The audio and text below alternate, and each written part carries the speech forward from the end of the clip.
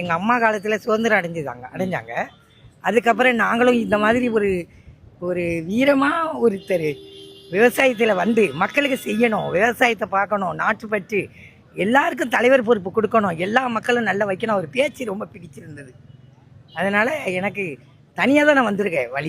ரயிலில் திருநெல்வேலி நெல்லையப்பர் கோயிலுக்கு பின்னாடி எங்கள் வீடு இருக்குது. பரவதராஜ சிங்கத்தர், திருநெல்வேலி டவுனு. எனக்கு குழந்தைகளுக்கு நல்லா படிக்க வைக்கணும், காப்பம் வச்சு நடத்தினேன். தாமிர நதியை பாதுகாக்கணும். அடுத்த நமக்கு பெரியவங்கெல்லாம் கொடுத்தது இயற்கை வளம், அதை பாதுகாக்கணும். அதை பூரா நம்மளோட அவங்க பேசுகிறாரு. அவர்கிட்ட வீரம் இருக்குது, படிப்பு இருக்குது, ஒழுக்கம் இருக்குது. நம்ம எதிர்பார்க்குற அத்தனையும் அவர்கிட்ட இருக்கிறதால அவர் தலைவராக வரணும் அப்படின்னு எனக்கு இந்த தாமிரவரி நதி எவ்வளவு காலம் இருக்கோ அது வரைக்கும் அவர் புகழ்பார்.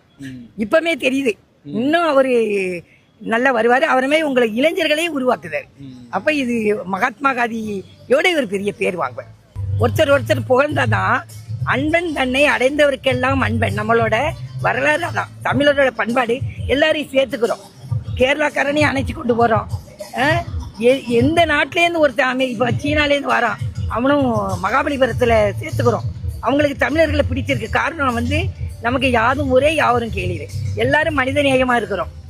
அப்போ அந்த கோணம் ஒரு தலைவருக்கு இது வரைக்கும் வரலை. நம்ம பார்த்ததெல்லாம் பணமாக ஒரு பக்கம் சேர்க்குறாங்க. அந்த பணத்தை யாராவது கொண்டு போகிறோமா? ஆனால் இவருக்கு பணமே இல்லை. ஆடு மாடு வளர்க்க விற்று பொழைச்சிக்கிடுவேன், எதுவும் தேவையில்லை. ஒரு குழந்தைக்கு ஒரு தவறு நடக்குன்னா துடிக்காது, அவரையே அவர் அடிச்சுக்கிறார்.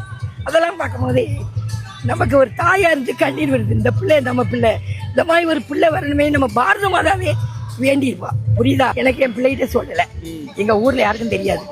நான் நாங்கள் சேவிப்போம். 4000 திவ்யபுரம் வந்தோம். பெருமாளை தவிர எங்கேயும் போக மாட்டோம்.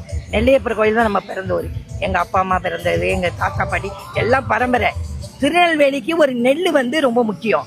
பூரா வித்துட்டு இருக்காங்க. இப்போ இவர் என்ன சொல்கிறாரு, அந்த ஊரில் நெல் விளையிறது அந்த மக்கள் சாப்பிடணும், வெளியூர்லேருந்து வர வேண்டிய அவசியம். இப்போ கர்நாடகா நம்ம நாடு தான், அவங்களுக்கு நமக்கு பகை இல்லை. தண்ணியையும் அடைக்கணும். எல்லாருக்கும் தண்ணி போகுது, மழை பெய்யுது. இப்போ இவங்க யார்? இவங்களை பார்த்தா எனக்கு என் பிள்ளை மாதிரி தோணுது. அதென்ன நம்மளோட பண்பாடு. அது என்ன 2 அணை நானே கட்டணும், சீனா அவங்க அடிக்கான், வெளியமான அந்த மாதிரி இருக்கக்கூடாது. இப்போ நமக்கு பசிச்சா இவங்க சாப்பாடு வாங்கி தரணும். எனக்கு உங்கள் பிள்ளை, நான் அங்கேருந்து வரேன், எனக்கு ஒன்று நீங்கள் தானே பார்க்கணும். அந்த மாதிரி மனித நேயம் தான் தமிழ் பண்பாடு. ரயிலில் ஏறி படுத்து வந்துட்டேன். பொள்ளாச்சி எங்கே இருக்குன்னே தெரியாது. என்ன பொள்ளாச்சிங்கிற ஊரு, அது என்ன ஆட்சிப்பட்டியா, அது என்னன்னு வாயில வரல. எப்படி போகன்னு தெரியல. திண்டுக்கல்ல ஏறி போங்க, நான் திண்டுக்கல்ல இறங்கினேன். திண்டுக்கல்ல இருந்து 3 மணிக்கு வருவோம். நாங்கள் 3 மணிக்கு கோயம்புத்தூர் வண்டியில் ஏற்றி விட்டுட்டாங்க. கோயம்புத்தூர் வந்தாச்சா பாட்டி இல்லையா, வயசானவங்க, தூக்கம் வரும். தூக்கத்தை அடைக்கிட்டு அண்ணாமலைக்காக ஏதாவது செய்வோம். ஒரு எவ்வளோ கஷ்டப்படுறாரு, எவ்வளோ பேரை எடுத்து வர வேண்டியது இருக்கு. இந்த இவர் நம்ம அழிவே கிடையாது. இவர் நல்ல எங்களோட ஆசீர்வாதம்.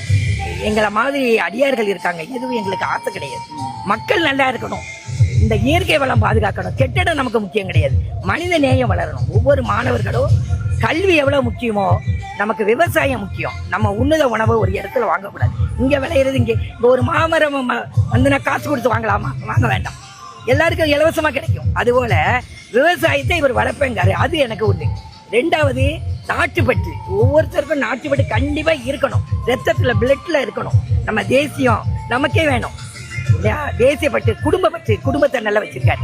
அப்பா அம்மா எல்லாரையும் அணைச்சு போறாரு. ஆடு மாடிட்டு அன்பா இருக்காரு, பார்த்தேன். அது நம்மளோட பண்பாடு, அது இருக்கு. அப்படி அவர்கிட்ட ஒவ்வொன்றுமே எனக்கு அப்படி புள்ளரிக்குது, கண்ணீர் வருது. நீங்க சொல்ல மாதிரி அது எப்படி ஒரு மகான் வரணும்னு நம்ம ஆசைப்பட்டோமோ அந்த தகுதி அவருக்கு.